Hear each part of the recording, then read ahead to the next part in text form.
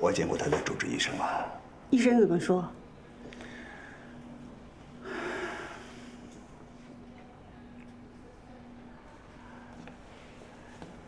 叶叔啊，现在光难过不行啊，我们得以防万一。明玉和柳青他们能做出这种事情来，我们得防着他们再有什么大动作。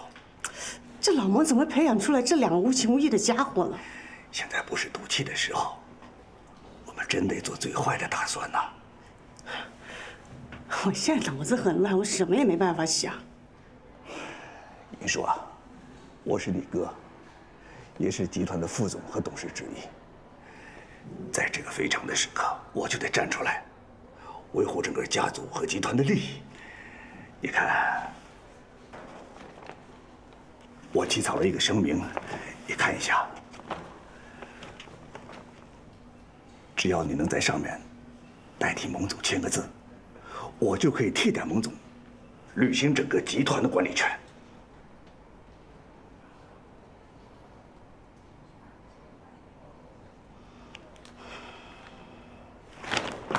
哎，真是表哥，你是副总监股东之一，现在是什么情况你搞不清楚吗？你现在起草这个干什么？想趁火打劫？你在说什么话呢？老蒙现在是什么样的情况，我们都还不清楚啊！啊，你现在就想争权，你和我们蒙家是不是一条心啊？真是无语。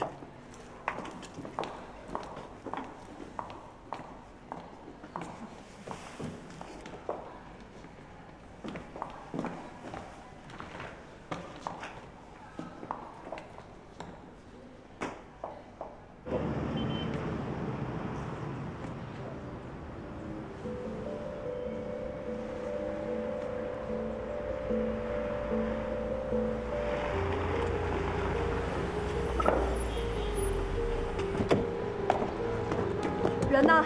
蒙总，二位现在最好不要上去。为什么？蒙总在重症监护室，情况不明，上去也见不着人。咱们集团各路大神都在上头，找人医院打探情况。人医院有纪律，谁也不肯说啊。哎，等会儿，蒙太太一家老小也在上头，情绪极不稳定。你现在上去够呛。老王说的对，人少了我们再来。现在就天王老子在，我也得上去。哎。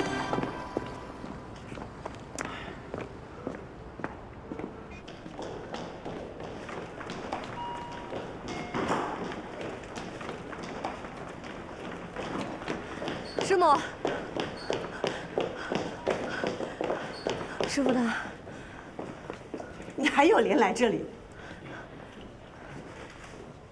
对不起，师母，我该发那篇檄文，我向你道歉。你少给我来这套！老蒙对你这么的好，你居然说出这种事情，你是故意的，是不是？对不起。太太，冷静，冷静，冷静啊！哎，蒙太太，都是自己人，有话好说。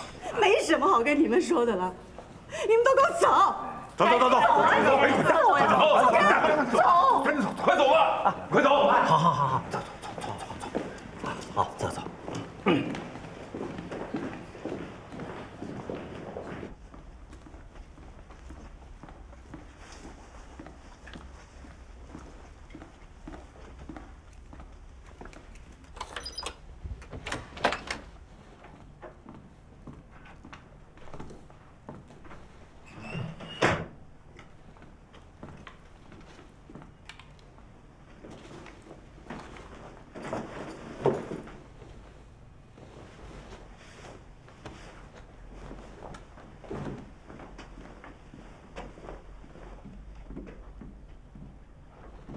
宝宝睡了，我给你打包了，赶紧吃饭啊。等你回来，我们俩都饿晕了。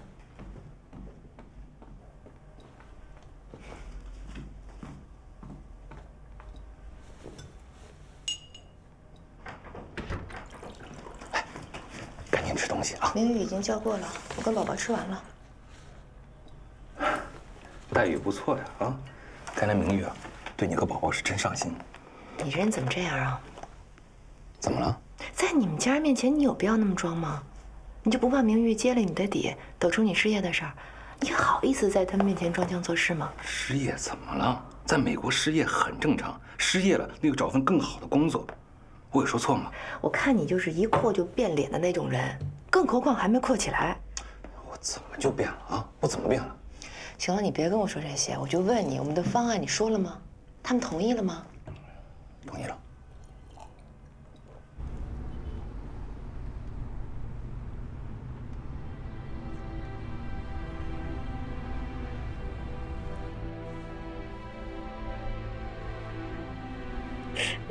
好了，什么都别说了啊，起来。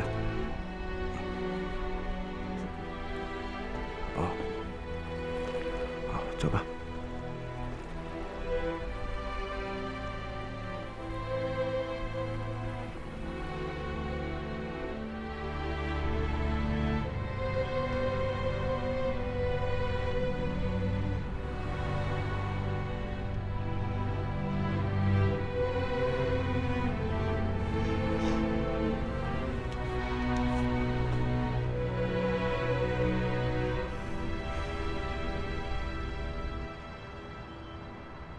买30一厅啊！你疯了！刚开始不是说好买2室吗？我想着，以后咱们肯定要给咱爸请个保姆的吧？那咱爸一间，保姆一间，我们去了不就没地方住了吗？那卖老宅的事儿你说了吗？没说。钱谁出？我们呀。你说要买房，明成就没说帮着出一点，因为这是给爸养老住的，他也应当出份力呀。哎呀，老二又没什么积蓄，说了也白说。谁有积蓄呀？啊，谁不是从牙缝里挤出来的呀？再说他俩收入又不差。可是我看明成没有出钱的意思呀。那什么意思呀？你一个人出啊？凭什么？我们不是说好了由我们出钱去买这个房子的吗？那我们出钱，房子自然是写我们的名字，表面上是咱爸住，这不也是我们这个投资吗？苏明哲，你别在这跟我断章取义。我是说了，钱可以由我们出，但前提是我们得把老房子卖了，然后买2室一厅。现在你老房子不卖，又换成了3室一厅，你什么意思啊你？哎，行了，别生气嘛。我一开始是想说卖老房子的事儿了，可是一提到老房子，我心里面就特别不舒服，全是对以前的一种记忆。再说了，以后我会在国内的生活比较多，按照我现在1个月的工资，我只要节省一点开支，肯定可以还清房贷的吗？你的工资扣去杂七杂八的税，再扣去我们在美国的房贷，还要再扣去你在国内的开支和给你爸爸雇保姆的钱，你有没有想过留给我跟宝宝的有多少？我算过了，每个月可以给你寄1000美金。1000。如果我在美国自己带宝宝时候支持不住了，我得把我妈请过来照顾吧。我的工资加上你给我的1000美金，怎么够用啊？你还说让我辞了职跟你一块回国呢？如果我要真辞了职，咱们还不得喝西北风去？哎呀，不至于这样嘛。这种情况只是暂时的，我一定会想办法尽快把房贷还清的。苏明哲，你喜欢冲大，你好面子。我相信你刚才你在饭桌上说要付全部房款的时候，你心里肯定特爽。你不卖老房你也爽，你擅自做主说买3室一厅你更爽，是不是？哎呀，瞧你这话说的，你别不承认。你是家里面的老大，你应该帮着多承担一些。可问题是，这次回来你也看到了，你的弟弟妹妹哪一个过得不比我们好？明玉咱们不用说了，那是人家有本事。明成他们呢？你今天看看朱莉，从上到下穿的全是名牌，明显比我要好得多得多。我们是什么呀？我们只是在国外可怜的打工仔。你这样做只会降低我跟宝宝的生活水准。菲，别生气啊！哎呀，我绝对不会降低你和宝宝的生活水准的啊！这样吧，我回头想想办法，我跟明玉谈谈，让他也出点，就算是我借的，回头我再还他。那就更离谱了。明玉上学的时候，你妈妈都没怎么出钱供他。哦，现在给你爸养老买房了，你想起明玉了？我告诉你，我要是他，你妈过世那20万我都不出。这事儿你必须听我的。要想买房可以，但前提是必须得把老宅卖了，如果你不知道该怎么跟你爸去说，那我去说。哎呀，你不能去说。我为什么不能啊？兔子进了还咬人呢。我就跟你爸说，谁也不能降低我跟宝宝的生活质量。我话都已经说出去了，你再让我收回来，你这不是逼着我出尔反尔吗？是你在逼着我逼你，没办法。哎，行了行了，你别生气别生气，我听你的还不行吗？你放心啊。卖老房子的事儿，我想办法解决。买房子的事儿，你不能交给苏明成，因为我对他不放心。他能想着帮你省钱吗？他万一要是找一个豪华地段的高价房怎么办呀？咱别的不说，就光那物业费就能把你给吃了。要不然你就自己去办，要不然你就交给明玉，交给苏明成，我坚决反对。哎呀，你这人怎么这样呢？我说出去的话还让我收回来，我都跟明成谈好了，他帮我去看房子，我自然也会在网上看地段、看价格的，我不会所有的事情都撒手不管的。你怎么变得这么小气呢？你喊什么喊呀？我小气？我摊开手让别人拿钱的时候就大方了吗？你又不是不知道我们家里的状况。行了，我现在不想跟你说了，我不想跟你吵架，我很累，我要倒时差。但是苏明哲，我告诉你，你能不能长点心？能不能让我跟宝宝过得稍微宽裕一些？能不能别老是让我们俩挣扎在温饱线上，行吗？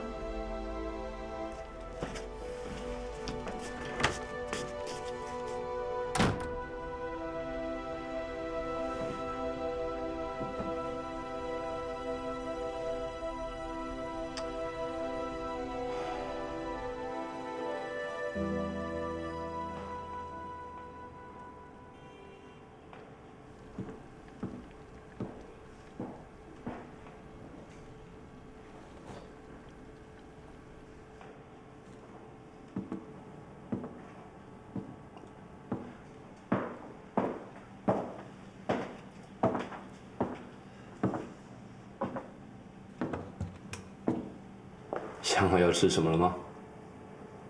你觉得我是个什么样的人？你是一个漂亮的女人，一个成功又漂亮的女人。我是个坏人，一个人渣。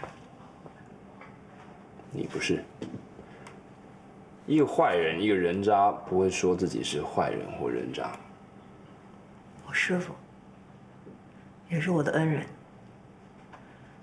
一个比我的亲人还要亲的人，我亲手害了他。他现在躺在医院里，可能快要不行了。你还敢说我不是个人渣吗？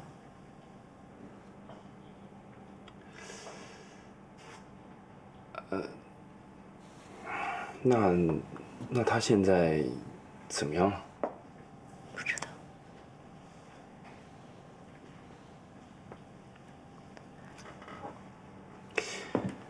你也先别往坏处想，这事情先往好处想嘛。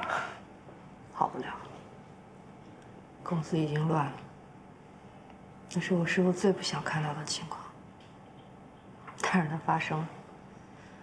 等我师父要醒过来了，看见公司垮了，我就是千古罪人了。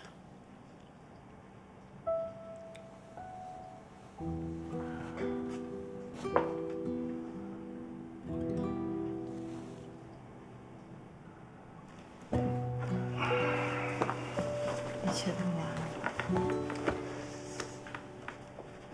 你知道，在意大利有一个小镇叫摩德纳，专门产帕马森甘露的。在12年的时候啊，意大利发生了一场很严重的地震，有很多的钟楼啊、历史性的建筑物都倒塌了，包括很多的起司工厂。那个时候，起司工会去找了一个主厨，跟他说，有将近36万个起司受到严重的损伤。后来这个主厨他想了一道菜，叫做 Riso Cacio Pepper，他想用这道菜呢，让全世界所有的人都会做。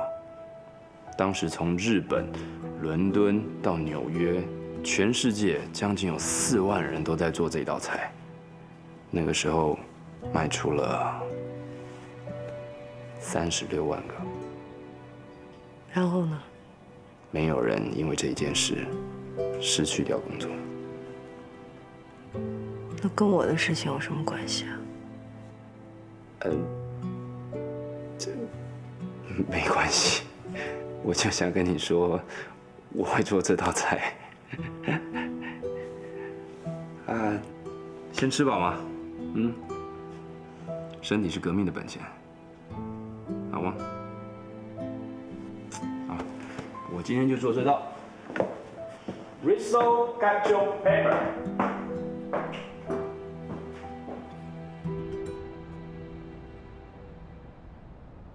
蒙太太，你今天约我来，如果有什么事儿，你尽管说。老蒙之前让你代为管理公司吧？啊，是啊。老蒙信任你，我也信任你。谢谢谢谢。哎，只不过眼下这个情况，我脑子一片混乱，也说不出具体的什么事情，也不必多说了。你我心里应该都明白。啊，明白，明白。我今天约你来，是想告诉你，在老蒙醒过来之前呢，你还是继续的打理公司，但是你必须每天跟我报告公司的具体状况，让我能够更清楚的了解重臣。蒙太太，这您放心，作为一个职业经理人，我知道自己该做什么，不该做什么。在蒙总醒来之前，我一定替他管好众诚集团。老蒙现在这个情况呢，我也得为以后打算打算。我会找个律师，组成一个新的团队，全力接管众诚。不过在这个团队介入之前呢，还是麻烦你好好的打理这个公司。哦，您放心，没问题。除了明月还有柳青他们得提防之外，像我表哥张总这样的家里人啊，你也得好好看着。以后如果他有什么想争权夺利的事情，你就让他直接找我，由我来跟他们说。好，好，不好意思啊。不需要接电话吗？没事，一个朋友，没什么重要的事。这人常说呀，这无功不受禄。我是因为相当的信任你，所以今天才会约你来。那是因为我对你有一些比较长远的计划跟打算。你懂我的意思吧？懂，我懂，我懂。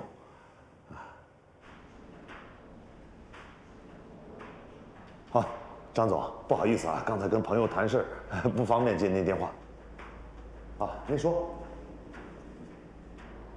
你看啊，城东、城南、城西1、2手房源这个 APP 上都有，你就记住这个标志啊，我已经给你发到手机上去了。然后我再给你看这个是一个 VR 系统，就是你想看什么房子，你就可以，就它3D 的，你知道吗？你就可以转，你看你想看哪个角落，都可以看到，对吧？但转慢一点，你要转快了，你看效果就是这样，你看转。哎，不行，看得我眼睛都晕。这个不错，挺好。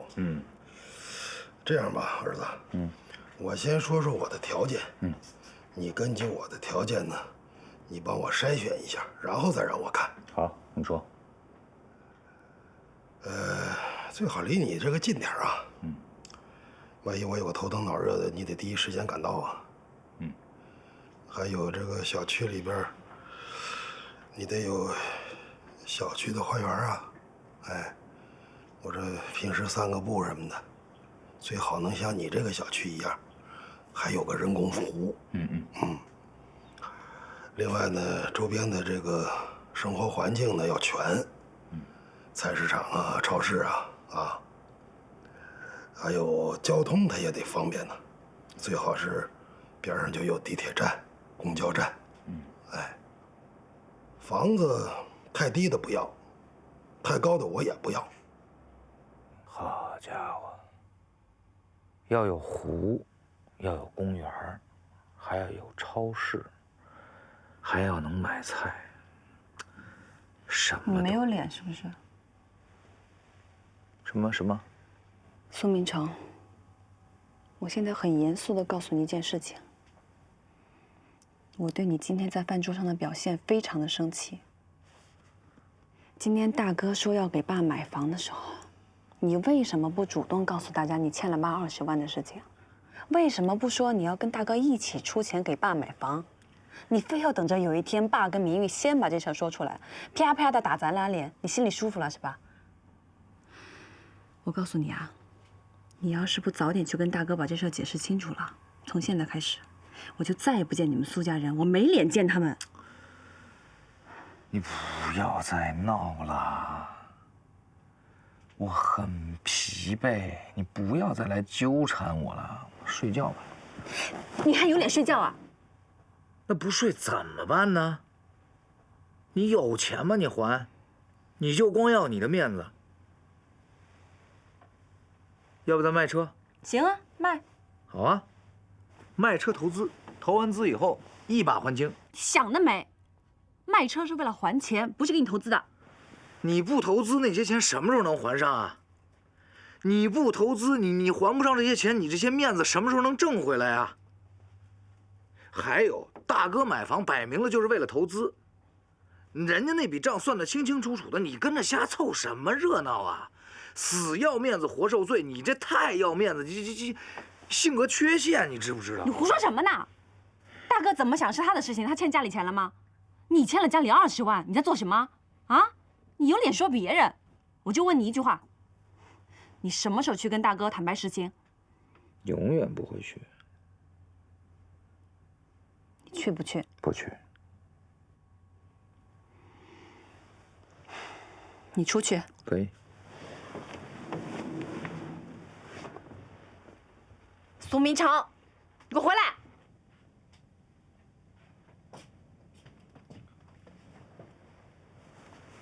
你让我回来，我就回来。我告诉你，我不是你的玩偶。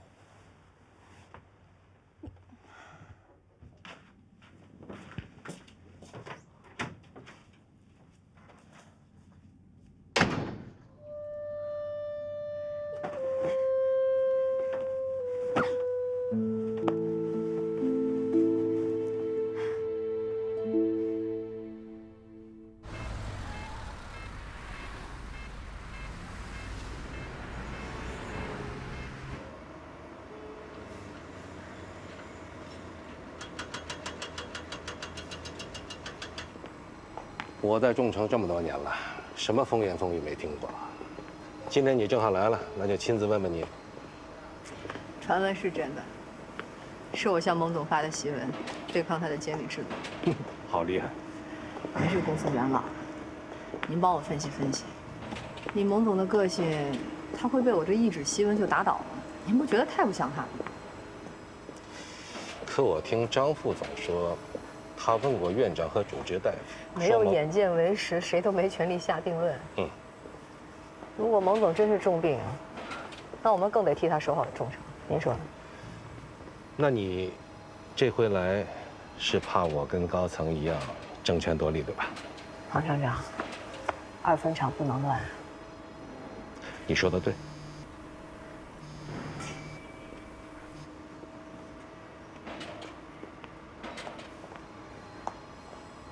明总啊，你别看我现在2分厂啊一片平静，可下面暗潮涌动，各种谣言都有。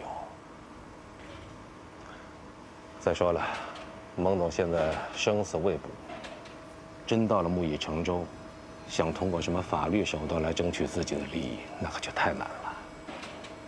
所以现在好些人趁着公司混乱，浑水摸鱼，能捞多少是多少。我只关心您怎么想。我当然不会闹了，但是我下面的人那就说不定了。好，我今天来就是来跟您和您下面的人吃个定心丸。您跟大伙说，只要把事情做好了，不管总公司有任何的变化，都不会少了大家1分钱。你说了算吗？有老毛在，我会控制好3个分厂的财务支出的。万一老毛的权利被交接了呢？不可能，我向您保证，我已经跟1分厂和3分厂都谈过了，他们也向我保证了，蒙总的病情还没有明朗之前，绝不会出意外。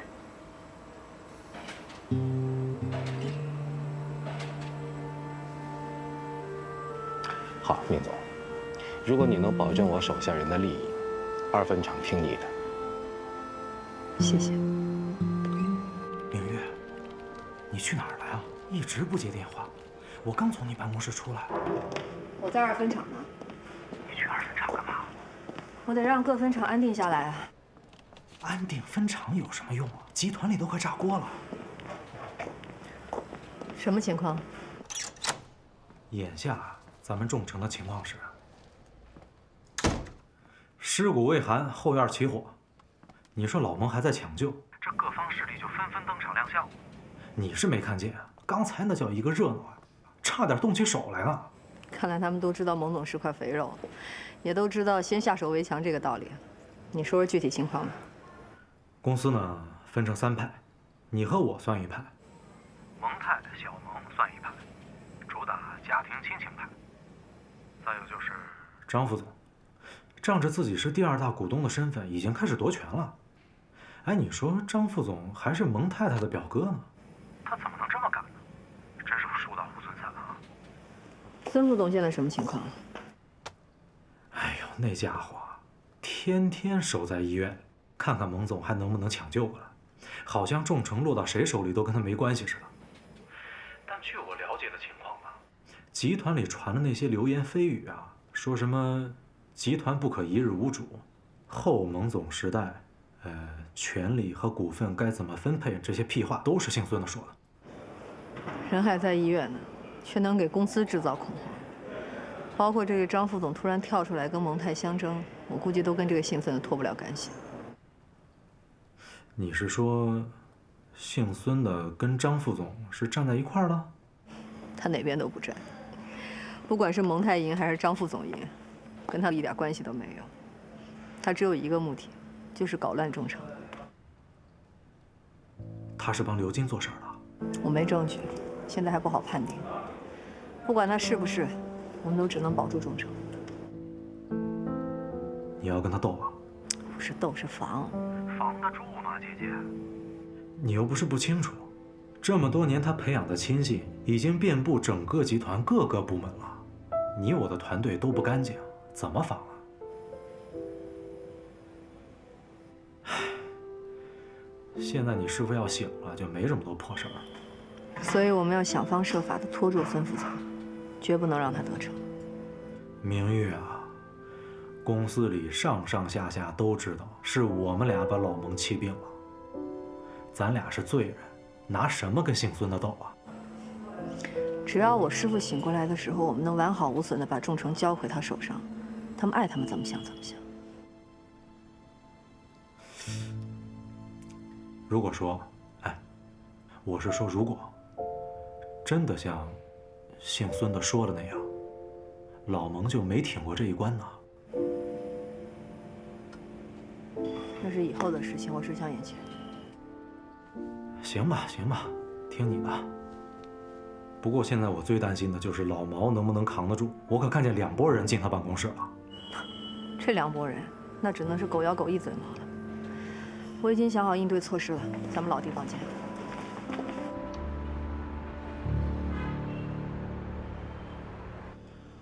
毛总监，我是受蒙夫人和蒙公子的委托，要求你立即封存集团公司所有有关财务账目的全部文件，并交由我全权暂管。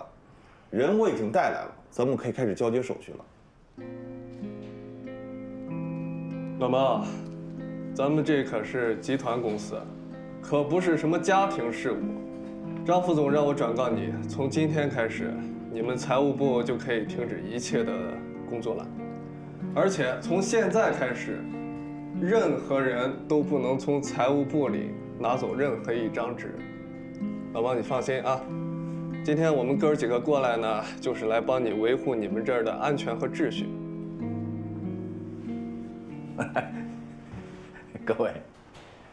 各位对咱们公司的情况可能不太了解，咱们公司进钱的口子有3个，江南、江北2个分公司，还有进出口公司。你们要的财务报表都在他们那儿，你们得找他们要去。另外，保护的话，要先保护他们。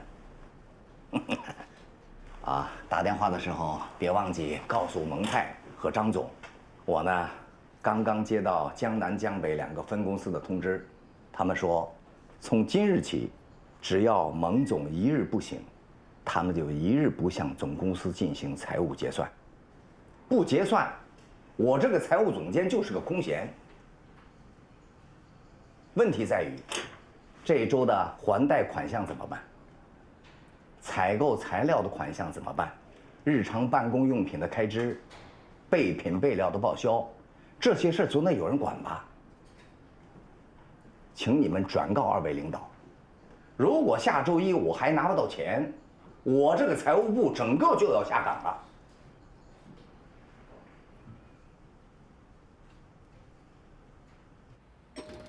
孙总好。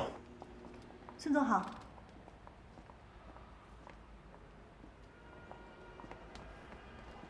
孙总，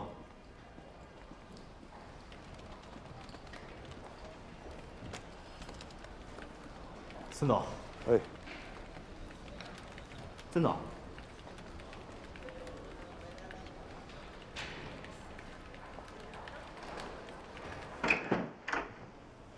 哟，孙副总，你到底是站在哪边啊？不是说好了帮我的吗？怎么又去帮我表妹了呢？是故意挑拨我们的兄妹关系吗？张总，您这话什么意思啊？什么意思？你昨天去见了谁？你自己心里清楚。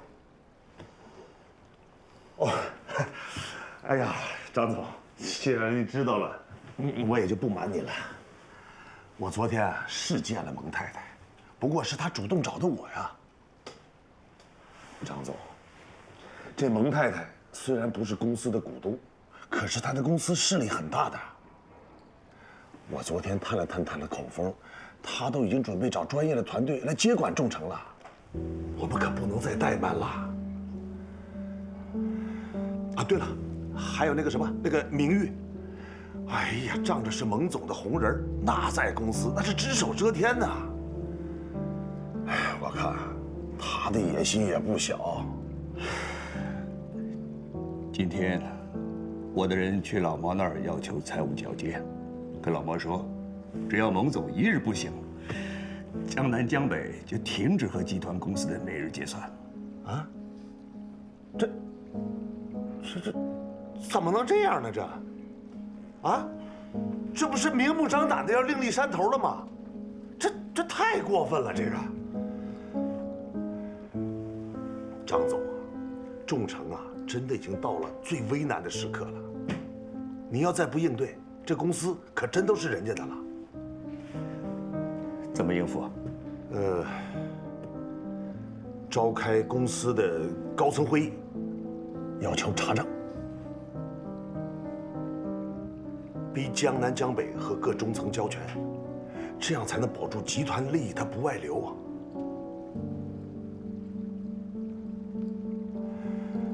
哎，张总，等你掌握了众诚的大权，什么蒙太太呀、江南江北，还不是都得听您的？好，你马上去安排会议，同时一定要派人盯住我表妹，千万不能让她到现场来捣乱。好，组建中层联盟。已经是没有办法的办法。高层那边我们无依无靠，现在只有拉拢这些中层，才有机会跟他们形成对峙。可这些中层靠谱吗？再说了，这些高层老总他也不是吃素，我们能想到，他们也能想到，肯定早就拉拢这帮人。张副总和蒙泰都有亲戚在中层队伍里，这帮人是拉不拢的，也没必要拉拢。那些外聘的职业经理人吧，个个插上尾巴比猴都精，现在都是保持中立的态度。我最担心的就是孙副总了，他一定会拉拢这帮人来稳固自己的地位的，所以我们得先下手为强，让他们跟我们先形成统一战线。行，我知道了。集团临时会议啊，时间是明天早上9点，所有中高层都要参加。这么突然？孙副总通知的。蒙太出席吗？监事会好像以他不是董事的身份拒绝他参加。那就有热闹看了。怎么了？你有办法？哎，你今晚抽空去找一趟蒙太来。我找蒙太，那我不找死吗？你那么帅，蒙太怎么舍得让你死？那我找他干什么？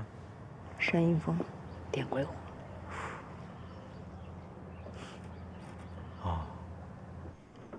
张总，人都已经到齐了，要不我们开始吧？各位，集团公司现在的现状你们也都清楚。今天召开这个董事会，是根据张总及各位股东的意见，对集团公司各部门的账目进行严格审查。老毛，这么重大的决定，不是应该在集团董事长在场的情况下才能提出的吗？孙副总，您是职业经理人，这常识你应该比我清楚啊。蒙总在医院的病床上生死未卜，他怎么管集团公司的事啊？那我们就不能等等了吗？您这么着急开董事会，您是觉得蒙总醒不过来了，还是担心他突然醒来？你这是什么意思啊？哼，我还这样问你呢，为什么你的江南公司停止了对集团的每日结算呢？就是为了防止意外啊。我们也是为了怕那些不怀好意的人会搞垮忠诚啊。别说的那么好听，谁不知道蒙总是怎么住的医院呢？谁不知道你们两个写的那个檄文针对的是谁吗？要说有野心呐，你和刘总才是想把公司据为己有的人。哎，姓孙的，你怎么说话啊？别乱扣帽子，你有证据吗你？那你为什么怕查账啊？难道你们江南江北不干净吗？孙副总，在座的各位，你们谁的账可以随随便便的查？经得住查吗？真查出问题来，你们担得了责啊？是啊，这个账怎么可以说查就查的？蒙总现在在医院里，现在查账不是趁人之危吗？这么做，将来怎么面对蒙总？孙副总，您可是整个集团公司的副老总啊！蒙总信任你，让你代为行使权力，管理众诚。难道您不清楚，停业查账对企业造成的损害和正常工作运转的损失吗？好，就算你们说的都有道理，可是我作为公司最大的股东，难道就没有权利代替其他股东要求查账吗？张副总，您是公司大股东，您当然有查账权利了。但您能不能稍微跟我们解释一下，究竟现在是账目上有问题啊，还是财务上有重大的疏漏啊？众诚集团突然查账，造成的经济损失和外界对公司的猜测，咱们谁能担得起啊？要我说，公司现在一切运转正常，完全没有查账的必要。那突然来这么一出，他不得不让人浮想联翩。反正我个人怀疑，咱们在座的人里有刘晶的内奸。内奸？什么内奸？你说清楚。放心，肯定会有水落石出的时候。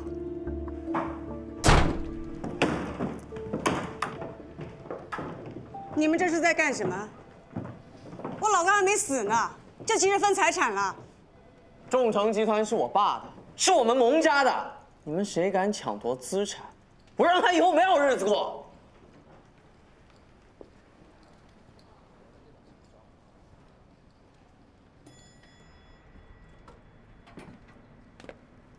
哎，这蒙太来的太是时候了。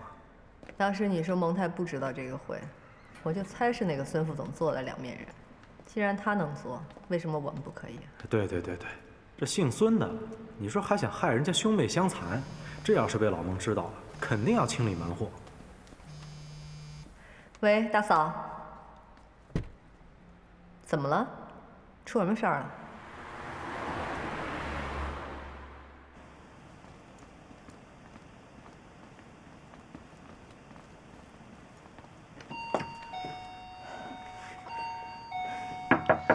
看看谁来了。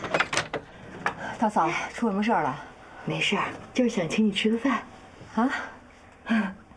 小咪想你了，哥哥。快进来。哇，走了。他牵翻过境的水云，道成像枯荣的诗经。春夏转秋冬，哭成了泪，变了心，同一滴鲜血的表情。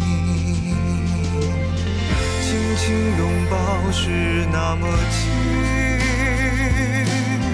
却是一辈子的远行。聚散与挂念，成长自一个门庭。叫天涯，也许得一失意，也许怎么都别忘了一声平安的叮咛。